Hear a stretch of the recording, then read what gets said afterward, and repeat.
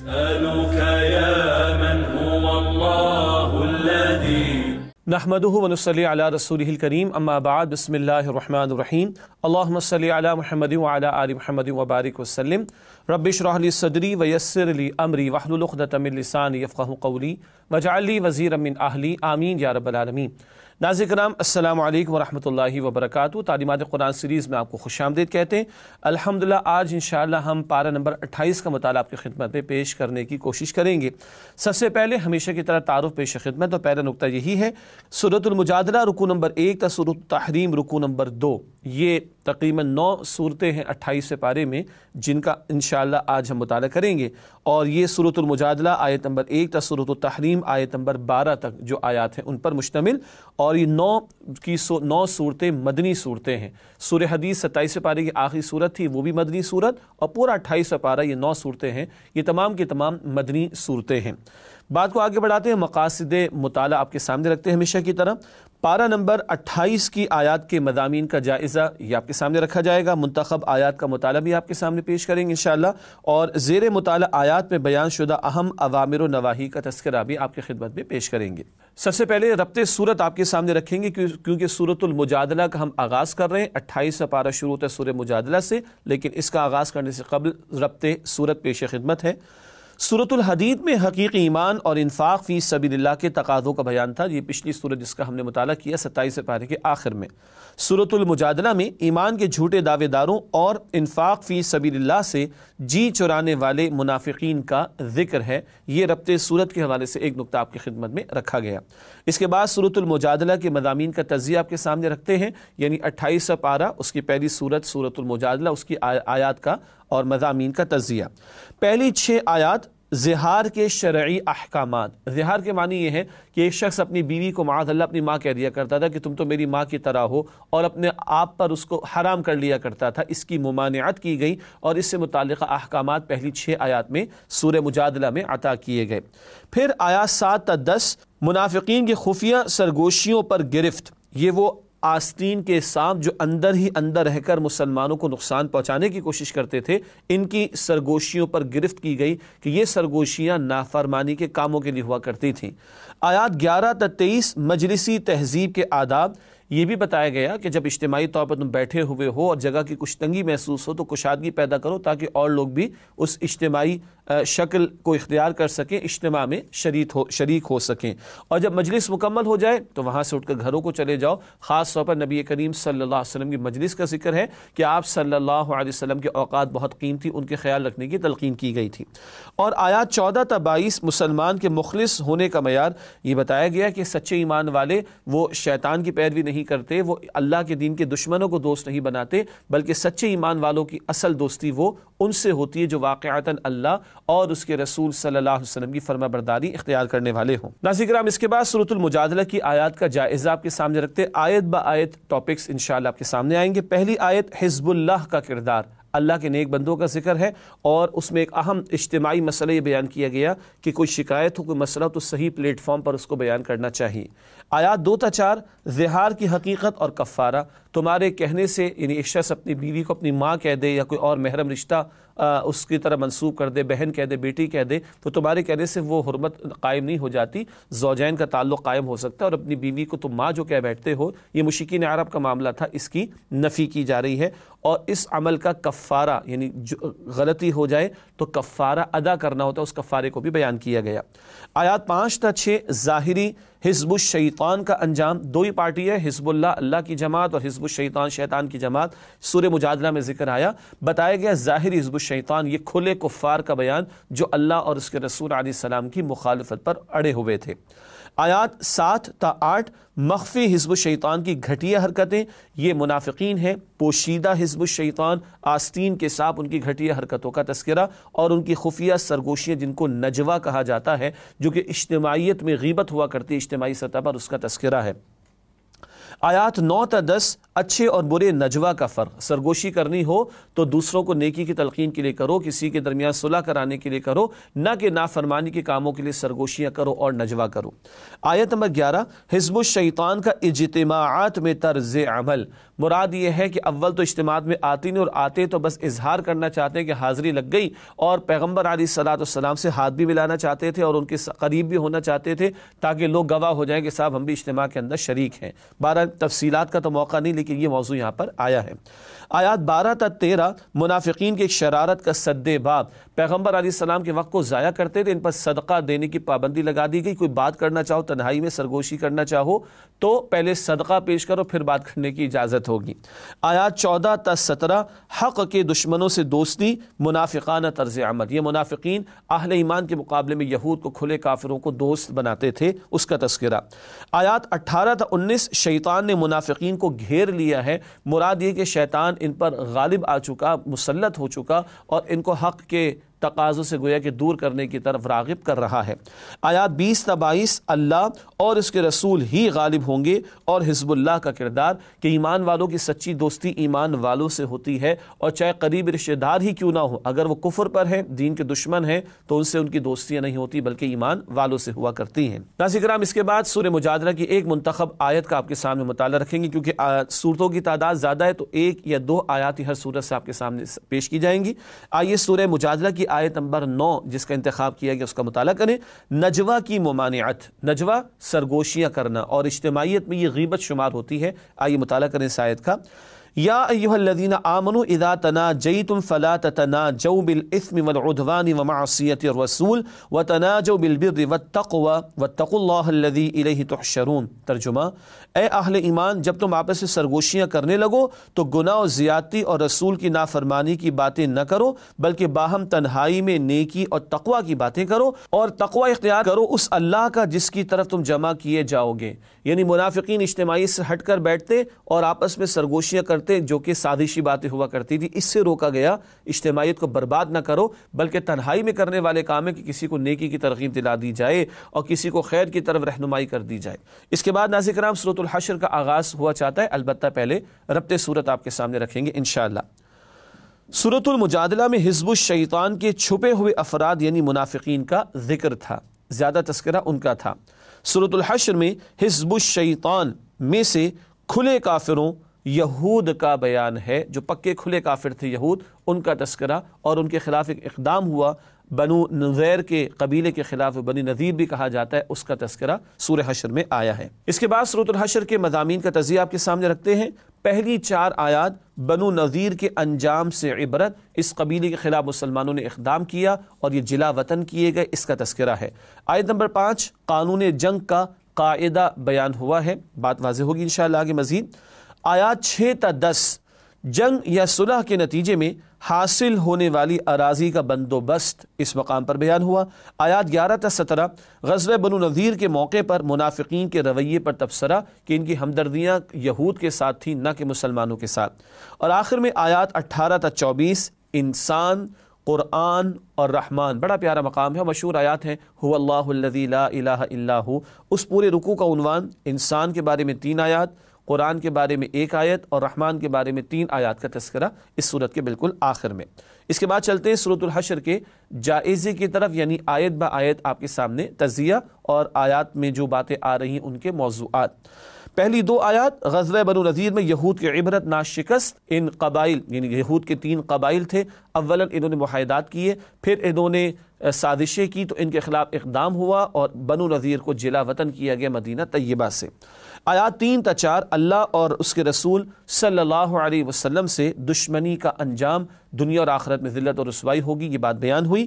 آیت نمبر 5 قرآن کے علاوہ وحی کا نزول، مسلمانوں کو اقدام کرنا تھا، ان کے خلاف کچھ درخت آڑے آ رہے تھے، عام حالات میں درختوں کو کاٹنے کی اجازت نہیں ہے یا اس سے روکا گیا ہے، مگر اس اقدام میں جو درخت آڑے آ رہے تھے ان کو کاٹنے کا حکم ہوا۔ حکم اولاً یہ رسول اللہ نے دیا تھا علیہ السلام، قرآن نے اس کی وضاحت فرمائی کہ یہ حکم اللہ کی طرف سے تھا، پتہ چلا کہ قرآن کے علاوہ بھی رسول اللہ علیہ السلام پر وحی آتی تھی۔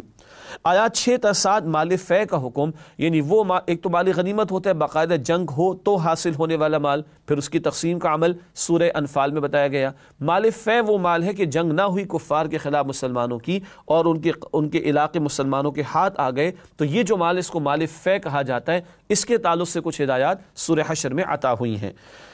آیت نمبر 8 مہاجرین کی تحسین کی گئی ہے جنہوں نے اپنے گھر بار کو چھوڑا اور مدینہ طیبہ کی طرف ہجرت کر گئے تھے۔ پھر آیت نمبر 9 انصار مدینہ کی تحسین جنہوں نے اہل ایمان مہاجرین کو اپنے ہاں ٹھکانہ بھی دیا اور ایثار و قربانی کے عظیم انہوں نے مظاہرے بھی پیش کیے۔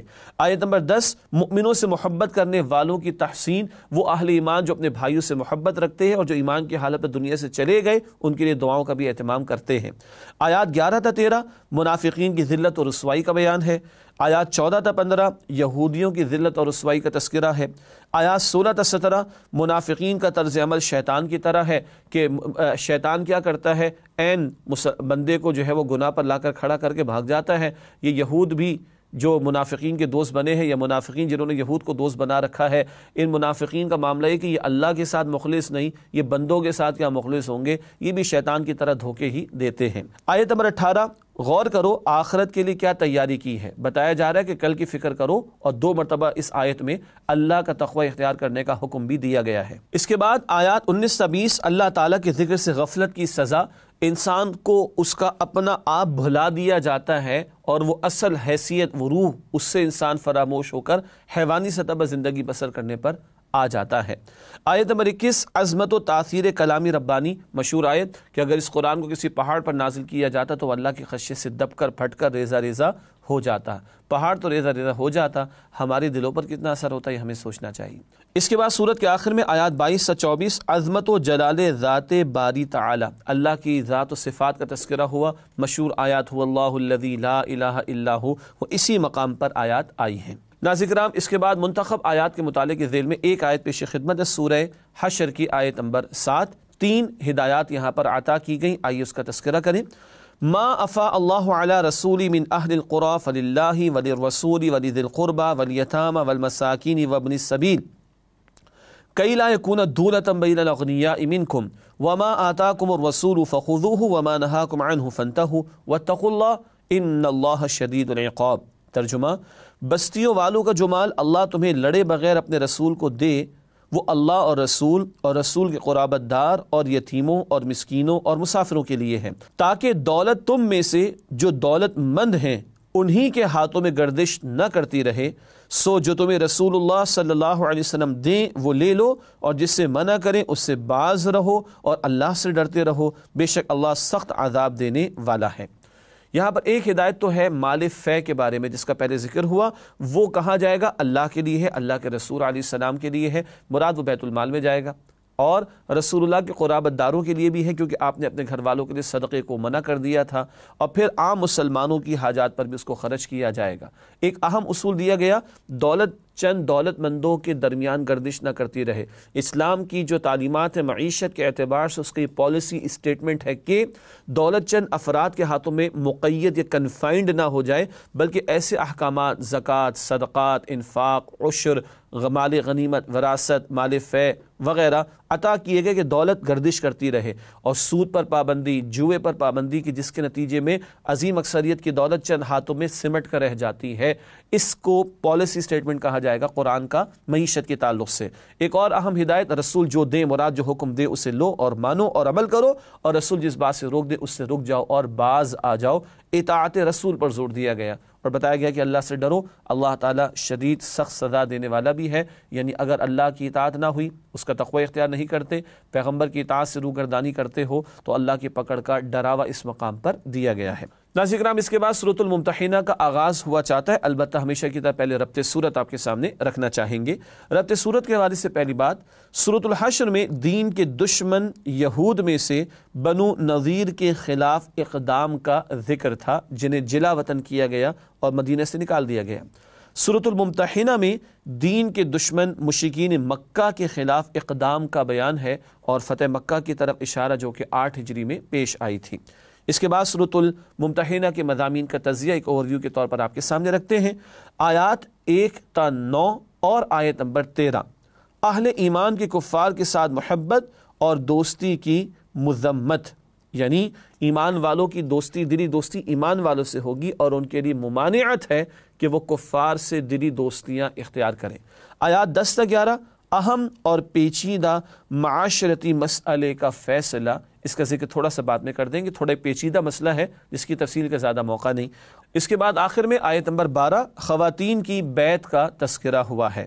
اس کے بعد سورۃ الممتحنہ کی آیات کا جائزہ آپ کے سامنے رکھتے ہیں، یعنی آیت با آیت تجزیہ موضوعات کے اعتبار سے۔ پہلی آیت، اہل باطل سے ہمدردی حق کی راہ سے دور کر دے گی، تو مسلمانوں کی دلی دوستی کافروں سے نہیں ہو سکتی، اس سے روکا گیا۔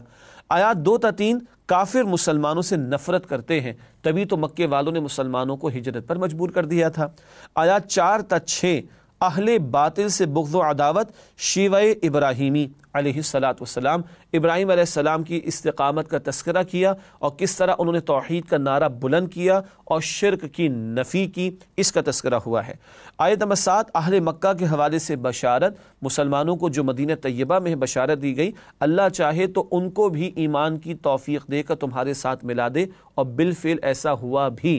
فتح مکہ کے لیے جانا تو ایک امتحان تھا، بالفعل جنگ بھی نہ ہوئی اور عظیم اکثریت نے اسلام قبول بھی کر لیا تھا۔ آیت نمبر 8، بے ضرر کافروں کے ساتھ رویہ، جو مسلمانوں کے خلاف سازشیں نہیں کرتے، حسن سلوک ان کے ساتھ کرنے کی اجازت ہے۔ آیت نمبر 9، کن کافروں سے دوستی منع ہے، مراد دلی دوستی اور حسن سلوک کی بھی ممانعت ہو جائے گی۔ وہ کہ جو کفار مسلمانوں کے خلاف سازشیں کرتے ہیں، جنگ کرتے ہیں، ان کے گھروں سے نکالتے ہیں، ان کے خلاف تو پھر اقدام کی بھی اجازت ہے۔ آیات 10 تا 11، مشرکین کے ساتھ نکاح کی ممانعت ہے۔ اہل کتاب کی عورت سے تو مسلمان مرد کے نکاح کی گنجائش ہے، پسندیدہ نہیں ہے، یہ الگ بحث ہے اور اس کی تفصیل بھی ہے، لیکن مشرک سے تو نکاح کرنے کی بالکل ہی اجازت نہیں ہے۔ آیت نمبر 12، خواتین کی بیعت اور اس کے الفاظ کا ذکر بھی، جن الفاظ سے اللہ کے پیغمبر علیہ السلام عورتوں سے بیعت لیتے، ان الفاظ کو قرآن نے نقل کیا ہے، اور وہ کچھ گناہوں سے بچنے کی بیعت کا ذکر ہے۔ آخر میں آیت نمبر 13، ان سے دوستی نہ کرو جو اللہ تعالیٰ کو ناراض کرتے ہیں، وہی کفار اور یہود کا خاص طور پر ذکر ہو رہا ہے، ان پر تو اللہ کا غضب ہوا، ان سے مسلمانوں کی دوستی ممکن ہی نہیں ہے۔ اس کے بعد ناظرین کرام، سورہ ممتحنہ کی 2 آیات کا انتخاب کیا گیا، آیات 8 اور 9، آئیے ان کا مطالعہ کرتے ہیں۔ کفار کے متعلق رویہ 2 پہلو یہاں پر بیان ہوئے ہیں۔ ارشاد ہو رہا ہے، لا ينهاكم الله عن الذين لم يقاتلوكم في الدين ولم يخرجوكم من دياركم ان تبروهم وتقسطوا اليهم ان الله يحب المقسطين انما ينهاكم الله عن الذين قاتلوكم في الدين واخرجوكم من دياركم وظاهروا على اخراجكم ان تولوهم ومن يتولهم فاولئك هم الظالمون۔ ترجمہ، جن لوگوں نے تم سے دین کے بارے میں جنگ نہیں کی اور تمہیں جلا وطن نہیں کیا، ان کے ساتھ بھلائی اور انصاف کا سلوک کرنے سے اللہ تمہیں نہیں روکتا۔ اللہ تو انصاف کرنے والوں سے محبت کرتا ہے۔ اللہ تمہیں صرف ان لوگوں کی محبت سے روکتا ہے جنہوں نے تم سے دین کے بارے میں لڑائی کی اور تمہیں تمہارے گھروں سے نکالا اور تمہارے نکالنے میں اوروں کی مدد کی، تو جو ایسے لوگوں سے دوستی کریں گے وہی ظالم ہیں۔ یہ آیت نمبر 8 اور 9 سورہ ممتحنہ۔ ایک لائن قرآن نے ڈرا کر دی، ایک وہ کافر ہیں، دلی دوستی تو نہیں ہوگی ان سے بھی، مگر وہ کافر جو سازشیں نہیں کرتے، تم سے جنگ نہیں کرتے، تمہیں تمہارے گھروں سے نہیں نکالتے، حسن سلوک کرو۔ جو دین جانوروں کے ساتھ حسن سلوک کی تلقین کرتے تو انسانوں کے ساتھ کیوں اجازت نہ دے گا، بلکہ تلقین نہیں کرے گا۔ مگر یہ وہ کافر جو جنگ نہیں کرتے، سازشیں نہیں کرتے تمہارے خلاف، جبکہ وہ کفار جو تم سے تمہارے خلاف سازشیں کریں، تمہارے خلاف جنگ کریں، تمہیں تمہارے گھروں سے نکالیں، تمہارے نکالنے پر دوسروں کی مدد کریں، ایسوں کے ساتھ پھر دلی دوستی تو دور کی بات ہے، حسن سلوک بھی نہیں ہے، یعنی وہاں تو پھر اقدام اور بدلہ لینے کی بھی اجازت ہے۔ ناظرین کرام، اس کے بعد سورہ صف کا آغاز کریں گے انشاءاللہ، تاہم ایک ملاقات کرتے ہیں، بلکہ ملاقات کرتے ہیں ایک وقفے کے بعد آپ سے۔ امید آپ ہمارے ساتھ رہیں گے انشاءاللہ۔ السلام علیکم ورحمۃ اللہ وبرکاتہ۔ السلام علیکم ورحمۃ اللہ وبرکاتہ۔ ناظرین کرام، تعلیمات قرآن سیریز میں آپ کو خوش آمدید کہتے ہیں۔ آپ کے علم کا آج 28ویں پارے کا مطالعہ کر رہے ہیں اور سورۃ الصف کا آغاز ہوا چاہتا ہے، البتہ پہلے ربط صورت آپ کے سامنے ہمیشہ کی طرح رکھیں گے۔ ربط صورت کے حوالے سے پہلی بات، سورۃ الممتحنہ میں غلبہ دین کے حوالے سے حتمی اقدام فتح مکہ کا تذکرہ تھا۔ سورۃ الصف میں غلبہ دین کو نبی کریم صلی اللہ علیہ وسلم کا مقصد بعثت بتایا گیا ہے، یعنی اللہ کی زمین پر اللہ کا دین غالب ہو، یہ رسول اللہ علیہ السلام کا مقصد سورہ صف میں بیان ہوا، اور اسی جد و جہد میں فتح مکہ کا موقع آیا تھا، وہ بیان تھا سورۃ الممتحنہ میں۔ سورۃ الصف کے مضامین کا تجزیہ اس کے بعد آپ کے سامنے رکھتے ہیں۔ پہلے اوور ویو کی صورت میں پہلی 4 آیات غلبہ دین حق کے لیے جہاد کی دعوت ترہیب کے انداز میں، ترہیب کہتے ہیں وارننگ کو، ڈراوے کا انداز۔ پھر آیات 5 تا 8 تاریخ بنی اسرائیل کے 3 ادوار، غلبہ دین حق کے لیے جہاد سے اعراض کا بیان بطور عبرت۔ سابقہ امت بنی اسرائیل کے واقعات ہماری عبرت کے لیے بیان ہو رہے ہیں اور ان کے 3 ادوار کا تذکرہ ہے۔ پھر آیت نمبر 9، نبی اکرم صلی اللہ علیہ وسلم کا مقصد بعثت غلبہ دین حق، یہ بیان ہوا ہے آیت نمبر 9 میں۔ پھر آیات 10 تا 13 غلبہ دین حق کے لیے جہاد کی دعوت ترغیب کے انداز میں، یعنی ترغیب کا مطلب ہے موٹیویشن اور شوق دلا کر آمادہ کرنا کسی بات پر۔ اور آخر میں آیت نمبر 14 غلبہ دین حق کے لیے جہاد کرنے والوں کے لیے سعادت، اللہ کے مددگار ہونے کا اعزاز۔ سبحان اللہ، اللہ کہتے تم میرے مددگار بن جاؤ، یعنی جو دین کے محنت اور خدمت میں لگے اللہ فرماتے تم میرے مددگار بن رہے ہو۔ اللہ اکبر، یہ ہے سعادت جس کے لیے الفاظ سورہ صف کی آیت نمبر 14 میں آخر میں ہمارے سامنے آتے ہیں۔ اس کے بعد ناظرین کرام سورہ صف کی آیات کا جائزہ آپ کے سامنے رکھتے ہیں اور آیت بآیت موضوعات ہمارے سامنے آتے ہیں۔ پہلی 4 آیات، کیوں کہتے ہو جو کرتے نہیں، دعویٰ کچھ ہے اور عمل کچھ ہے، جھنجھوڑا جا رہا ہے اللہ کے دین کے غلبے کی جد و جہد کے لیے۔ اللہ کو ماننے کا دعویٰ ہے، اس کی نافرمانی کو مٹانے کی کوشش کیوں نہیں کرتے، اس کے دین کو نافذ کرنے کی جد و جہد کیوں نہیں کرتے، اس پر ابھارا گیا ہے اور یہ ذرا ترہیب کا انداز ہے، ڈراوے کا۔ آیات 5 تا 8 غلبہ دین کی جد و جہد، تاریخ سے عبرت۔ موسیٰ علیہ السلام کا دور تھا، بنی اسرائیل میں بگاڑ پیدا ہوا، پھر عیسیٰ علیہ السلام کا دور آیا، اس میں بھی ان میں بگاڑ پیدا ہوا، پھر رسول اللہ علیہ السلام کا دور آیا تو یہود بدترین مخالفت پر اتر آئے۔ ان 3 ادوار کا ذکر کر کے ان کی حرکتوں کو بیان کیا گیا ہماری عبرت اور سبق آموزی کے لیے۔ پھر آیت نمبر 9 غلبہ دین حق، نبی اکرم صلی اللہ علیہ وسلم کا مقصد بعثت ہے، آپ کا مشن اسٹیٹمنٹ کیا ہے، اللہ کے دین کا غلبہ، اس کی جد و جہد، اس پر بات ہوگی آگے انشاءاللہ۔ پھر آیات 10 تا 12 جہنم کے دردناک عذاب سے بچنے کا راستہ، ایمان اور جہاد فی سبیل اللہ، یہ بیان آگے ہوگا انشاءاللہ۔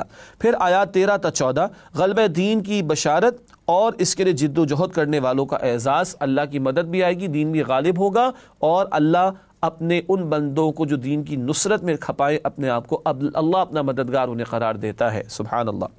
ناظرین کرام اس کے بعد سورہ صف کی چند منتخب آیات کا مطالعہ آپ کے سامنے رکھنا چاہیں گے۔ آیت نمبر 9 تا 12 غلبہ دین کا مشن اور اس تعلق سے جد و جہد کا تذکرہ بھی آئے گا انشاءاللہ۔ ارشاد ہو رہا ہے هو الذی ارسل رسولہ بالہدی ودین الحق لیظہرہ علی الدین کلہ ولو کرہ المشرکون یا ایھا الذین آمنوا هل ادلکم علی تجارۃ تنجیکم من عذاب علیم۔ ترجمہ، وہی اللہ جس نے بھیجا اپنے رسول صلی اللہ علیہ وسلم کو کامل ہدایت کے ساتھ اور سچے دین کے ساتھ تاکہ وہ اس کو غالب کر دیں کل نظام زندگی پر، خواہ مشرکوں کو کتنا ہی ناگوار گزرے۔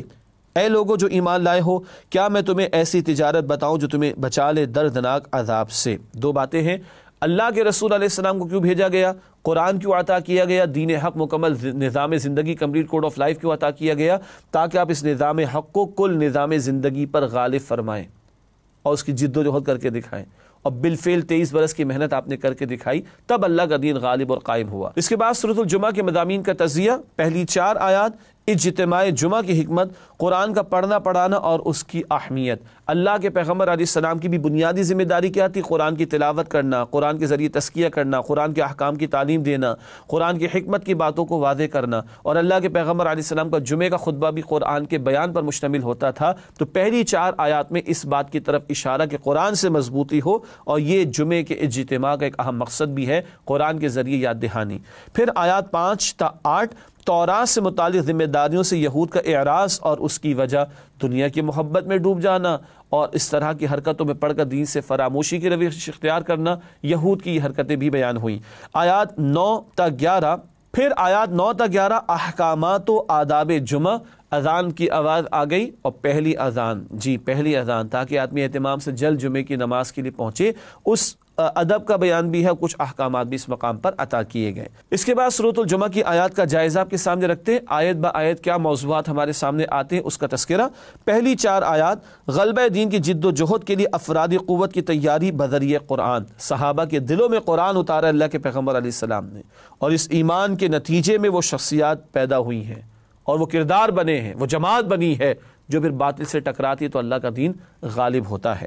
پھر آیت نمبر 5، یہودیوں کا تورات کے حقوق ادا کرنے سے گریز۔ وہاں تو قرآن نے ان کے بارے میں گدھے کی مثال دی ہے، بوجھ سمجھتے ہیں اللہ کی کتاب کو، جان چھڑانا چاہتے ہیں معاذ اللہ، یہ مثال ان کی تو دی، مگر ہم مسلمان بھی آج دیکھ لیں آج قرآن کے ساتھ ہمارا تعلق کیسا ہے۔ معاذ اللہ بوجھ سمجھا ہوا ہے کہ اس کو اتار کے پھینک دیا گیا، استغفر اللہ، یا اس کو ہم تھام کر اس کے حقوق کو ادا کرنے کے لیے فکر مند ہوتے ہیں۔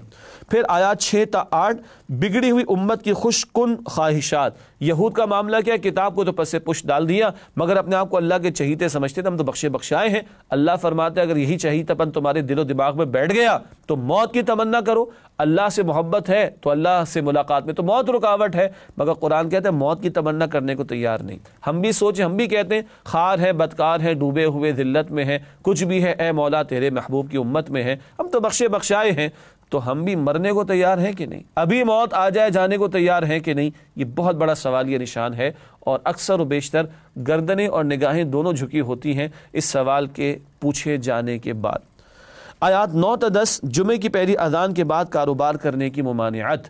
عورتوں پر جمعہ کی فرضیت نہیں ہے، اگر کہیں خواتین کے لیے انتظام ہے اور باپردہ وہ اہتمام کے ساتھ ادا کر سکتی ہیں اور کریں تو ادا ہو جائے گا، مگر فرضیت عورتوں پر نہیں رکھی گئی۔ بہرحال مردوں کے تعلق سے بتایا جا رہا ہے اذان ہو گئی، اب کوئی دنیاوی مصروفیت اور ایکٹیویٹی، کاروبار، دکان، جاب کچھ نہ ہو، اہتمام کرو اور جمعے کے وقت جمعے کی حاضری کے لیے مسجد پہنچنے کی کوشش کرو۔ آخر میں آیت نمبر 11، اللہ تعالیٰ کے انعامات تجارت اور کھیل تماشے سے بہتر ہیں۔ کھیل تماشے آج تو بہت عام سی بات ہے، ان میں انوالو ہو کر آدمی اللہ کو بھلا دیتا، باقی کسی کو یاد رکھے گا، ماں باپ کے حقوق نہ کوئی اور شے۔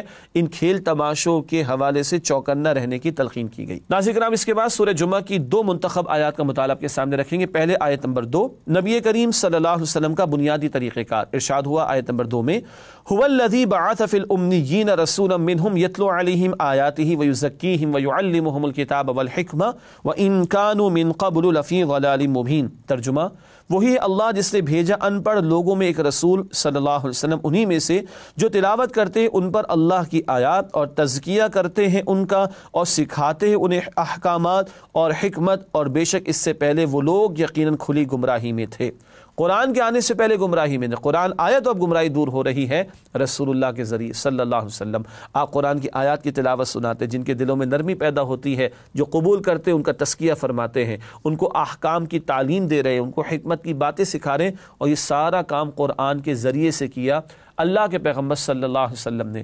آج بھی اگر ہم کوئی واقعتاً پائیدار بنیادوں پر انقلاب لانا چاہتے ہیں تو عملی جد و جہد سے قبل افراد کے اندر انقلاب کا آنا لازمی سی بات ہے۔ یہ قرآن ہے انقلابی کتاب، یہ افراد کو بدلتا ہے، اور بدلے ہوئے افراد کا مجموعہ ایک انقلابی جماعت بنتا ہے، اور پھر باطل سے ٹکراؤ کا کوئی مرحلہ بھی آئے گا۔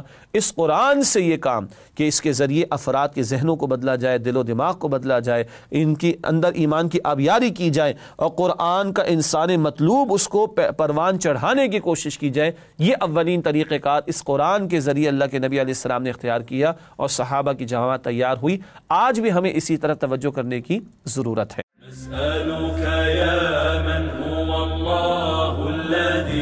سورہ منافقون کی مضامین کا تجزیہ اوورویو کے طور پر آپ کے سامنے رکھتے ہیں۔ پہلی 3 آیات مرض نفاق کے ابتدائی 3 درجات یعنی لیولز کا بیان۔ آیات 4 تا 8 مرض نفاق کا 4تھا درجہ اور اس مرض کی ہلاکت خیزی تباہی کا بیان ہے۔ آیت نمبر 9 مرض نفاق کا سبب اور اس کی حفاظتی تدبیر کا بیان ہے، اس پر آگے بات کریں گے انشاءاللہ۔ اور آخر میں آیات 10 تا 11 مرض نفاق کا علاج، اگر یہ چھوت یہ بیماری لگ گئی تو آپریٹ کیسے کرنا ہے بتایا گیا۔ اس کے بعد سورۃ المنافقون کی آیات کا جائزہ آیت بآیت موضوعات کے طور پر۔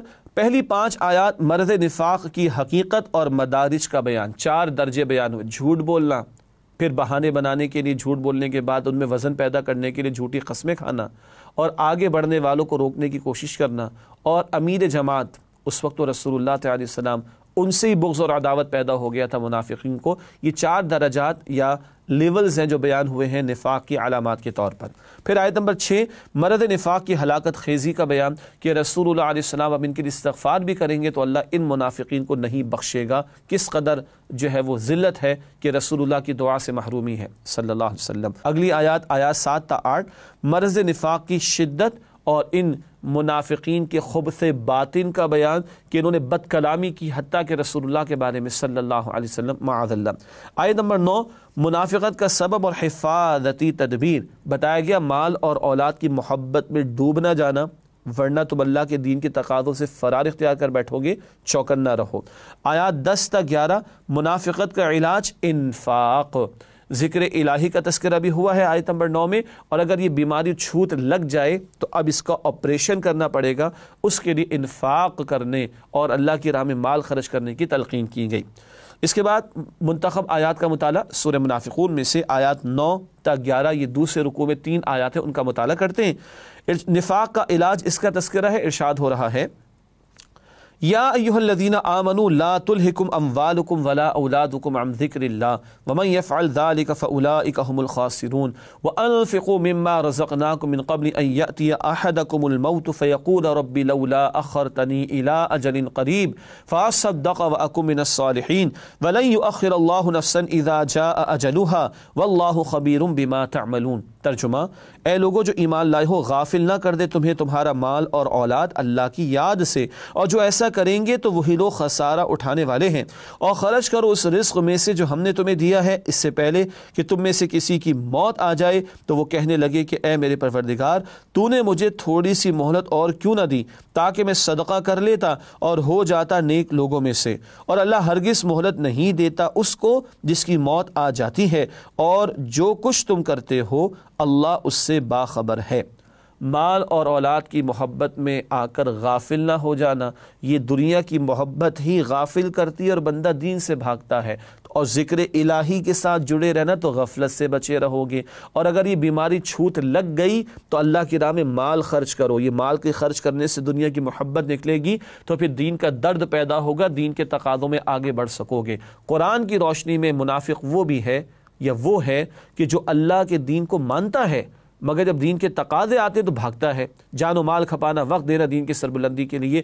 اب یہ جو بھاگتا ہے دنیا کی محبت کی وجہ سے، یہ نفاق ہے۔ قرآن کی آیات کی روشنی میں اللہ تعالیٰ دنیا کی محبت سے ہمیں بچائے اور نفاق کی چھوت اور بیماری سے بھی ہم سب کی حفاظت فرمائے۔ ناظرین کرام، اس کے بعد سورہ تغابن کا آغاز ہوا چاہتا ہے، البتہ پہلے ربط سورت پیش خدمت ہے۔ سورۃ المنافقون میں منافقین کی علامات اور دین کے تقاضوں سے فرار کا بیان تھا۔ سورۃ التغابن میں ایمانیات اور سچے مؤمنین کی صفات کا ذکر ہے، تو منافقون میں منافقین کی علامات اور سورہ تغابن میں سچے ایمان والوں کی علامات اور صفات کا بیان۔ اس کے بعد سورۃ التغابن کے مضامین کا تجزیہ ایک اوور ویو کی صورت میں آپ کے سامنے رکھتے ہیں۔ پہلی 7 آیات وضاحت ایمان، توحید، رسالت اور آخرت کا تذکرہ۔ پھر آیات 8 تا 10 دعوت ایمان، ایمان قبول کرنے کی دعوت کا بیان۔ آیات 11 تا 15 ایمان کے ثمرات و تقاضے، 5 صفات سچے ایمان والوں کی بیان ہوئی ہیں۔ پھر آخر میں آیات 16 تا 18 ایمان کے تقاضے ادا کرنے کی دعوت دی گئی ہے۔ اس کے بعد سورہ تغابن کی آیات کا جائزہ، آیت با آیت تجزیہ اور موضوعات۔ پہلی 4 آیات ایمان باللہ کا ذکر ہے۔ آیات 5 تا 6 سابقہ قومیں رسولوں پر ایمان کیوں نہ لائیں، وہ کہتے ہیں کہ یہ ہماری طرح کا انسان رسول کیسے ہو سکتا ہے، معاذ اللہ، اس بنیاد پر انکار کرتے تھے۔ رسالت کا تذکرہ ہے۔ آیت نمبر 7 قیامت ضرور آئے گی، یہ آخرت کا بیان ہوا۔ آیات 8 تا 10 ہار اور جیت کا اصل دن وہ قیامت کا دن ہے، یہ بھی عقیدہ آخرت کا بیان۔ پھر آیات 11 تا 13 ایمان کے فکر و عمل پر اثرات، بندہ مصائب پر صبر کرتا ہے، اللہ پر توکل کرتا ہے اور اللہ اور اس کے رسول علیہ السلام کی اطاعت کرتا ہے۔ پھر آیات 14 تا 15 بندہ مومن کا رشتہ داروں اور مال سے تعلق، وہ امتحان اور آزمائش سمجھتے ہوئے معاملات کو برتتا ہے اور چیزوں کو استعمال کرتا ہے۔ آخر میں آیات 16 تا 18 دعوت عمل، اللہ کا تقوی، سننا اور اطاعت کرنا اور اللہ کی راہ میں خرچ کرنا، اس کی دعوت دی گئی ہے۔ ناظرین کرام، اس کے بعد سورہ تغابن کی چند منتخب آیات کا مطالعہ پیش خدمت ہے۔ آیات 11 تا 16 ایمان کے ثمرات کا بیان۔ سچا ایمان دل میں ہو، حقیقی ایمان دل میں ہو تو عمل میں کیا کچھ دکھائی دیتا ہے، آئیے مطالعہ کریں۔ ما اصاب من مصیبت الا باذن اللہ ومن یؤمن باللہ یہد قلبہ واللہ بکل شیء علیم واطیعوا اللہ واطیعوا الرسول فان تولیتم فانما علی رسولنا البلاغ المبین اللہ لا الہ الا ہو وعلی اللہ فلیتوکل المؤمنون یا ایہا الذین آمنوا ان من ازواجکم واولادکم عدوا لکم فاحذروہم۔ ان آیات کا ترجمہ: کوئی مصیبت نازل نہیں ہوتی مگر اللہ کے حکم سے، اور جو شخص اللہ پر ایمان رکھتا ہے وہ اس کے دل کو ہدایت دیتا ہے، اور اللہ ہر چیز سے باخبر ہے۔ اور اطاعت کرو اللہ کی اور اطاعت کرو اس کے رسول کی۔ اگر تم منہ پھیر لوگے تو ہمارے رسول کے ذمے تو پیغام کا کھول کھول کر پہنچا دینا ہی ہے۔ اللہ معبود برحق ہے، اس کے سوا کوئی عبادت کے لائق نہیں، اور مؤمنوں کو چاہیے کہ اللہ ہی پر بھروسہ کریں۔ اے وہ لوگوں جو ایمان لائے، بلا شبہ تمہاری بیویوں اور اولاد میں سے بعض تمہارے دشمن ہیں، سو ان سے ہوشیار رہو۔ ناظرین کرام، اس کے بعد سورۃ الطلاق کا آغاز ہوا چاہتا ہے، لیکن پہلے ربط سورت آپ کے سامنے رکھیں گے۔ سورۃ التغابن میں حقیقی ایمان کے ثمرات کا ذکر تھا۔ سورۃ الطلاق میں تقوی کے ثمرات کا بیان ہے۔ تقوی ہو تو کیا کچھ میسر آئے گا، اس کا تذکرہ سورۃ الطلاق میں ہے۔ اس کے بعد سورۃ الطلاق کے مضامین کا تجزیہ۔ پہلی 5 آیات عدت کے حوالے سے ہدایات، یعنی طلاق کی صورت میں عدت۔ آیات 6 تا 7 عدت کے دوران حسن سلوک کی تعلیم۔ آیات 8 تا 10 نافرمانوں کا بدترین انجام۔ آیت نمبر 11 فرما برداروں کے لیے بہترین انعام، اور آخر میں آیت نمبر 12 اللہ تعالیٰ کی بے مثال قدرت، زمین و آسمان کی تخلیق کا تذکرہ ہے۔ اس کے بعد سورۃ الطلاق کا جائزہ، آیت با آیت تجزیہ اور کچھ اس کے ٹاپکس۔ پہلی 3 آیات عدت شوہر کے گھر میں پوری کی جائے، یہ طلاق کی صورت میں، 1 یا 2 طلاق کی صورت میں، کیونکہ رجوع کا امکان رہتا ہے۔ پھر آیات 4 تا 7 عدت کی مدت اور عدت کے دوران حسن سلوک کرنے کی تلقین۔ کتنا پیارا دین ہے، اتنے ناخوشگوار معاملے میں بھی اتنی حسین رہنمائی۔ آیات 8 تا 10 نافرمانوں کا برا انجام۔ پھر آیت نمبر 11 کیا صرف قرآن ہدایت کے لیے کافی ہے؟ نہیں، قرآن کے ساتھ اللہ نے پیغمبر کی ذات بھی بھیجی۔ قرآن جمع سنت رسول سے دین کا نظام مکمل ہوتا ہے۔ آیت نمبر 12 قرآن حکیم میں 7 زمینوں کا ذکر، یہ واحد مقام ہے۔ 7 آسمانوں کا ذکر بار بار آتا ہے، لیکن یہ آیت نمبر 12 سورۃ الطلاق، یہاں 7 زمینوں کی طرف بھی اشارہ ہے۔ اس کے بعد منتخب آیات کے حوالے سے 2 آیات آپ کے سامنے رکھ رہے ہیں۔ سورۃ طلاق کی تقوی کا حاصل یہاں بیان ہوا۔